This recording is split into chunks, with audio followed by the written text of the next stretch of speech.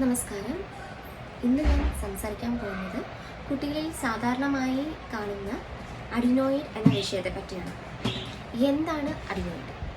Adenoid എന്നത് നമ്മുടെ ശരീരത്തിൻ്റെ ഒരു ലിംഫോയിഡ് ടിഷ്യൂ ആണ്. അത് നമ്മുടെ ഇമ്മ്യൂൺ സിസ്റ്റത്തിൻ്റെ ഒരു ഭാഗമാണ്. മൂക്കിൻ്റെ പിന്നിലായി തൊണ്ടയുടെ മുകളിലായിട്ടാണ് ഇത് സ്ഥിതി ചെയ്യുന്നത്, നേസോഫാരിങ്സ് എന്ന് പറയുന്ന സ്ഥലത്ത്. അതുകൊണ്ട് തന്നെ ഇത് പുറമേ നിന്ന് നമുക്ക് കാണാൻ കഴിയില്ല. കുട്ടികളിൽ അഡിനോയിഡ്സ് സാധാരണമായി 2 മുതൽ 6 വയസ്സ് വരെ ഇത് വളർന്നുകൊണ്ടേയിരിക്കും. ഏകദേശം പിന്നീട് 10-12 വയസ്സോടുകൂടി സ്വാഭാവികമായി ഇത് ചെറുതാവുകയും ചെയ്യും.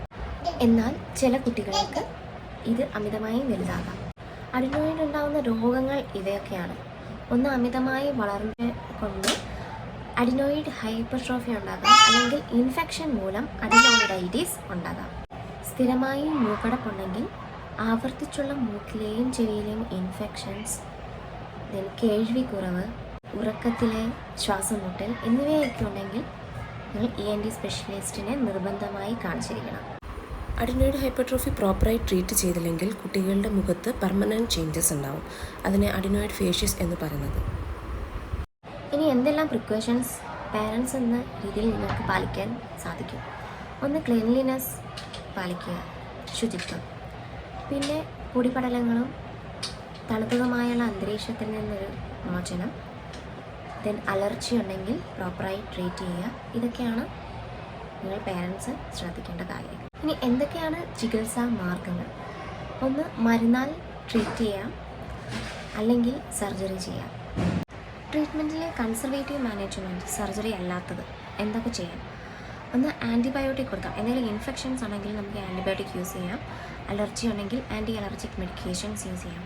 മെയിനായിട്ടും നേസൽ സ്പ്രേസ് ആണ് യൂസ് ചെയ്യുന്നത്. അത് സ്റ്റീറോയിഡ് പോലുള്ള സ്പ്രേ യൂസ് ചെയ്ത് ട്രീറ്റ് ചെയ്യാം. ഇനിയും എപ്പോഴാണ് സർജറിയിലേക്ക് ചിന്തിക്കേണ്ടത്?